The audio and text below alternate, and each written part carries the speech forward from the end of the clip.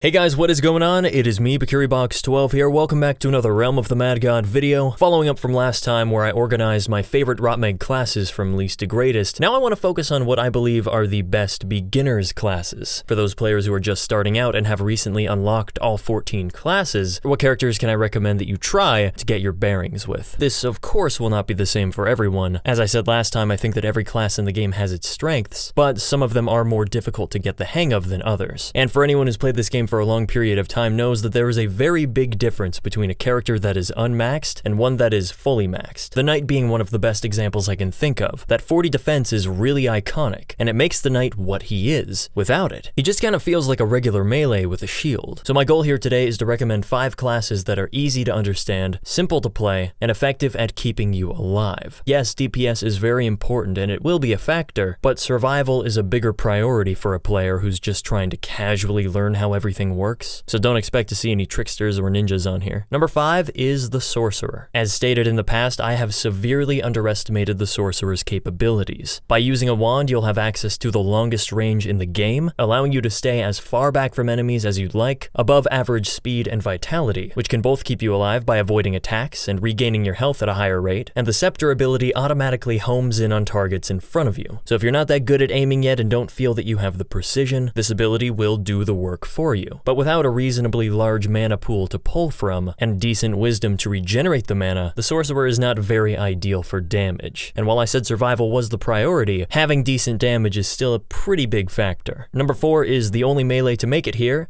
the Paladin. In recent years, the Paladin has been given the best of both worlds. In addition to higher than average defense thanks to the heavy armor, the seal allows you to cover all of your bases, with a healing ability that keeps you in the action longer, and a damaging ability that lets you compete for those sweet drops. If you're a bigger fan of melee classes in general, but you're not quite sure where to start, the Paladin would be my recommendation. Number 3 is the Necromancer. The Necro is sort of a combo between a wizard and a priest. You have that sweet long range, keeping you out of harm's way, and almost identical weapon damage, but an ability that lets you steal the health from your enemies and give it to you and your teammates. I vividly remember playing Realm with my uncle towards the beginning. I would always play Wizard, and he would always play Necro, and both were equally viable choices, because having a heal on you that didn't come from health potions was really handy. If you were low on health while farming Godlands but didn't want to break your stride and go to the Nexus, hit spacebar on a wall of gods and you're back up to full. If you don't feel like going full-blown Wizard and you want something a little more safe, the Necro is the way I would go. Number 2.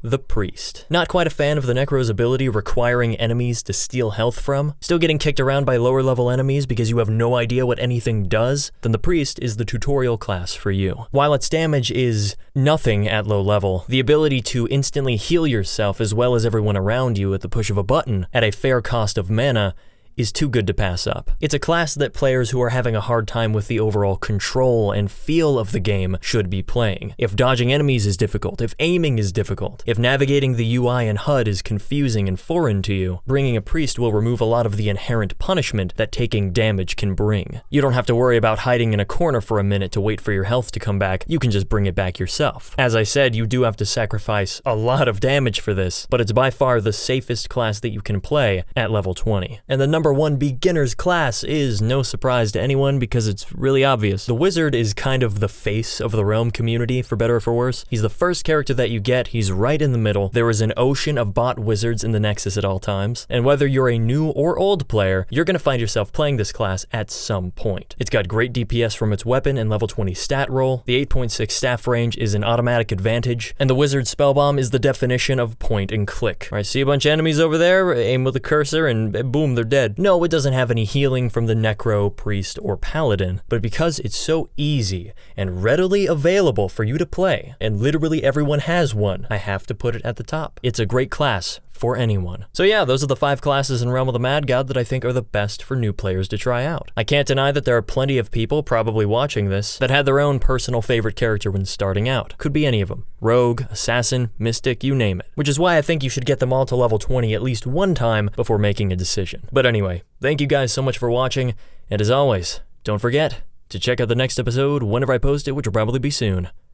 Alright. See ya.